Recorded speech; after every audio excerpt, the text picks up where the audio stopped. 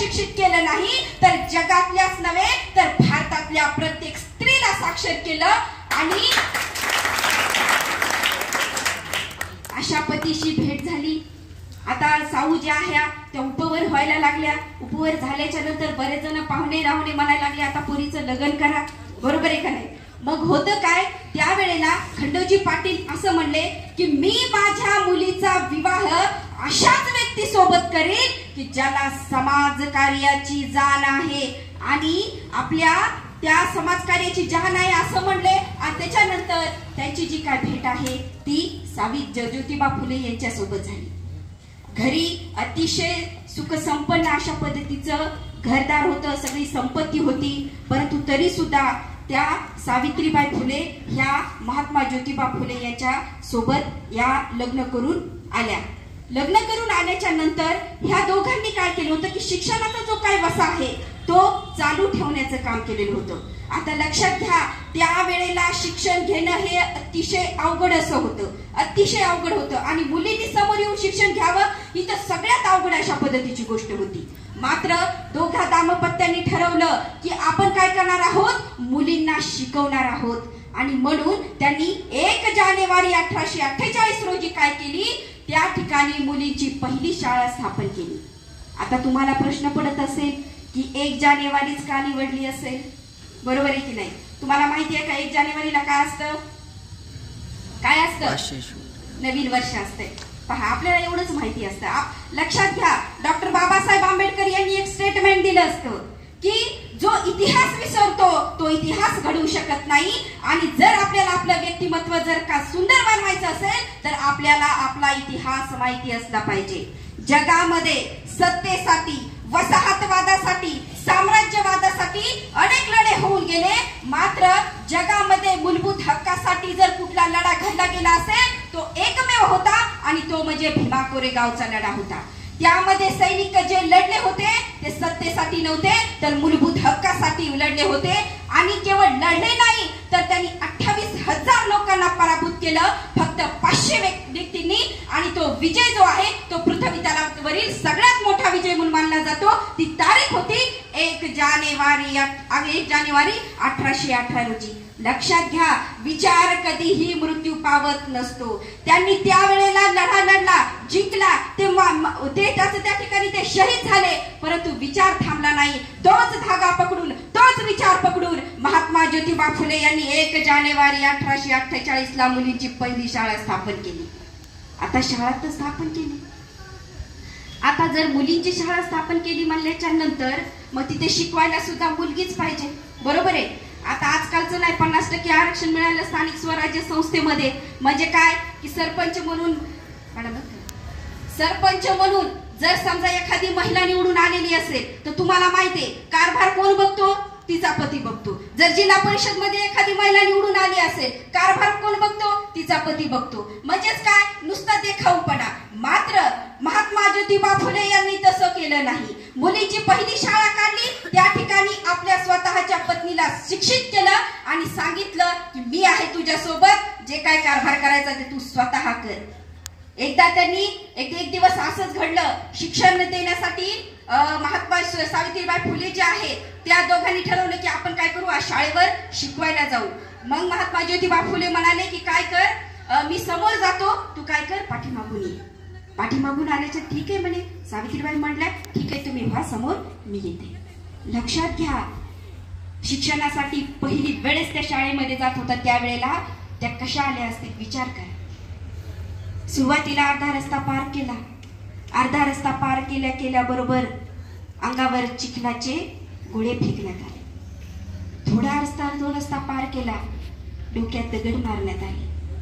अजून थोडा रस्ता पार केला, डोक्यावरून पाणी फेकून देण्यात आले होते. अजून थोडा रस्ता पार केला, लक्षात घ्या शिव्याचा जणू वर्षा झालेला होता. अशा अवस्थेमध्ये सावित्रीबाई फुले शाळेमध्ये आल्या. सावित्रीबाई फुले शाळेमध्ये आल्याच्या नंतर डोक्यावर जे काही दगड मारलेला होता त्यातलं एक एक रक्त जे आहे ते गळत होतं मुलांनो. आणि दुसरीकडे एक एक मुलगी जी आहे ती शाळेमध्ये वाढत होती. दुसरीकडे अंगावर जे काही शेण आपल्या लुगड्याला लागले होतं त्याचा दुर्गंध पसरत होता. आणि दुसरीकडे ज्ञानाचा जो काही सुगंध आहे तो त्या शाळेमध्ये पसरत होता. लक्षात घ्या, ही गोष्ट इतकी सोपी नव्हती.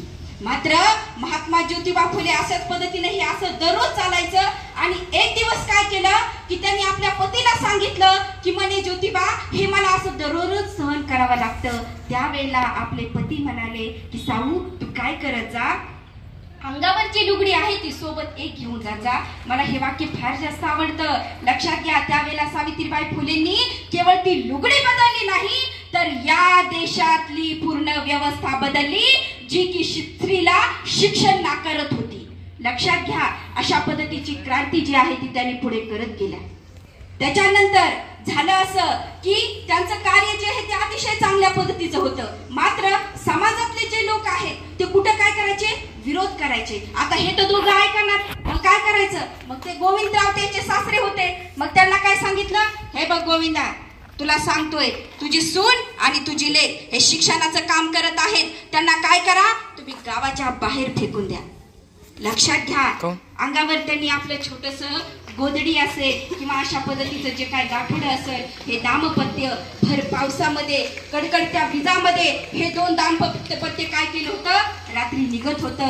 लक्षात घ्या, ते गाठोडं केवळ एखाद्या लुगड्याचं कपड्याचं नव्हतं, तर ते गाठोडं होतं तुमच्या आमच्या सारख्या अज्ञानाचं होतं. आले का लक्षामध्ये?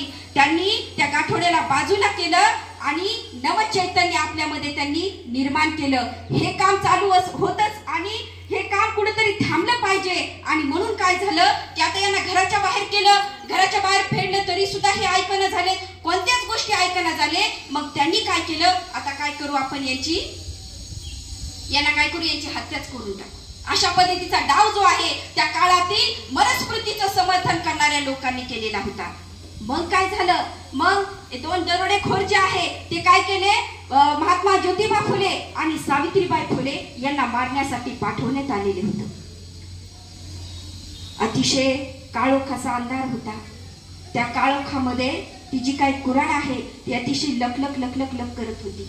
लक्षात घ्या, ती कुऱ्हाड जी होती ते प्रत्यक्षात ती कुऱ्हाड नसून तो एक मृत्यूच होता. त्यावेळेला महात्मा ज्योतिबा फुले उठले आणि सांगितले, कोण आहे रे तिकडे? त्यावेळेला एक तो दरोडेखोर म्हणाला की मी आहे. मग ज्योतिबा फुले म्हणाले, तुला काय पाहिजे? ते म्हणाला की मला तुमचे प्राण पाहिजे. प्राण पाहिजे म्हणल्याच्या नंतर लक्षात घ्या, महात्मा ज्योतिबा फुले अजिबात घाबरले नाही. उठले, त्याच्या समोर उभे राहिले आणि म्हणाले की तुला माझा प्राण पाहिजे आहे ना, ठीक आहे, तू माझा प्राण घे, पण मला ना एक वचन दे. तो दरोडेखोर म्हणाला, कुठलं वचन हवंय तुम्हाला? त्यावेळेला ज्योतिबा फुले म्हणाले, तुला माझा जीव हवाय ना, तू माझा जीव घे, पण काय कर, तुमची जी काही मुलं आहेत ती मुलं माझ्या शाळेमध्ये पाठव.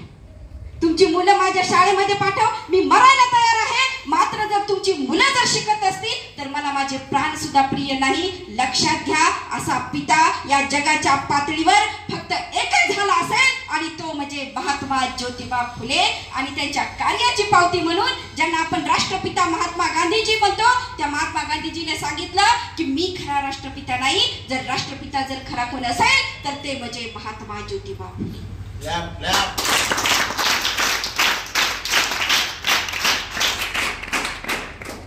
अशा पद्धतीचा जो काळ आहे तो पुढे चालत गेला आणि महात्मा ज्योतिबा फुले यांचं निधन झालं. त्यानंतर त्यांनी सत्यशोधक समाजाची जी काही स्थापना केलेली होती, त्याद्वारे सत्य जे आहे ते जगापुढे सांगण्याचा जो काही प्रयत्न आहे तो त्यांनी केलेला होता. आणि मा सावित्री यांनी काय केलं, आपला जो काही पती आहे त्या पतीचं जे काही कार्य आहे ते चालूच ठेवलं, ते थांबलेलं नव्हतं. आणि असं करत करत एकदा प्लेगची साथ आली आणि ही माऊली प्लेगच्या साथीमध्ये मृत्यू पावली.